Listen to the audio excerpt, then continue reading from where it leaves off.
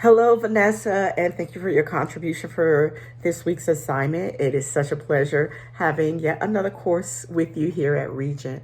You said you took a course in ethics and it wasn't easy to separate your values and beliefs from the published ethical codes of human service organizations.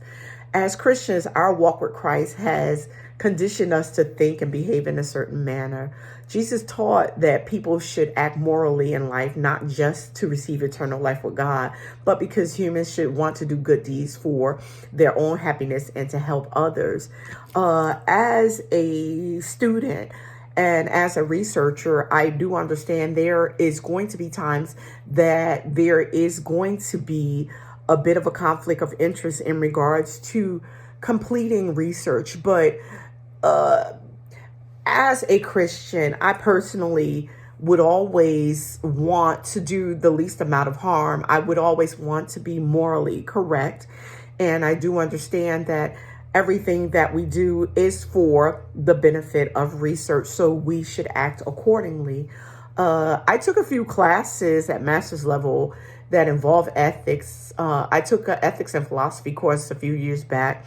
And one of the questions said, do we do things because it makes us happy or because it makes others happy? So for me, I took that as a loaded question because if we do things just to make us happy, the things that make us happy can unintentionally cause harm to others. So we have to weigh out what's the most benefit and what's the least amount of damage that can be caused and trying to do things for research. So for me, I feel that we should do things that is going to cause the least amount of harm to others. We can't be selfish as researchers and use unethical methods to obtain documentation or information from individuals, because the first thing is we are all human beings and we should all be working towards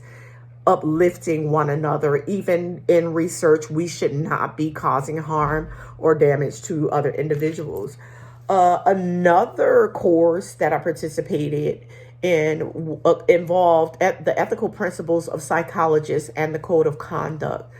I recall going through each section of the code, and it kind of resemble what we are talking about now in our class. Section 3.04 of the Code of Conduct states that psychologists take reasonable steps to avoid harming their clients, patients, students, etc. And this is the Code of Conduct that is used by psychologists. We are at master's level, so this is going to be the expectation for us as well. We should always be working to to cause the least amount of harm to our participants, to those participating in the research. The article by Hayes and Singh included a table that was titled Meta Ethical Principles and Selected Ethical Codes and Standards. Two of those principles stood out for me, which was non-maleficence, which is to avoid harm or do no harm.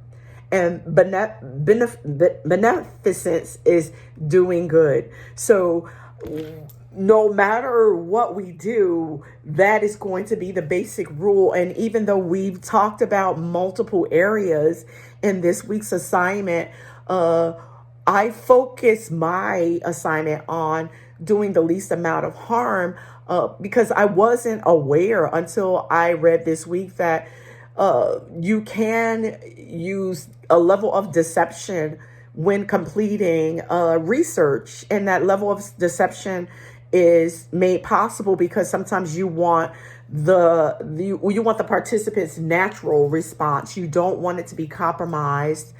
So you may leave out information so that way you can get that natural response. But once the research is done, or as soon as possible, you need to go to that person and tell them that there was a level of deception, and you must also tell them why. And lastly, I wanted to point out a Bible verse. Matthew 7:12 is known as the golden rule. So whatever you wish that others do to you, do also to them. For this is the law and the prophets. Thank you. Be blessed.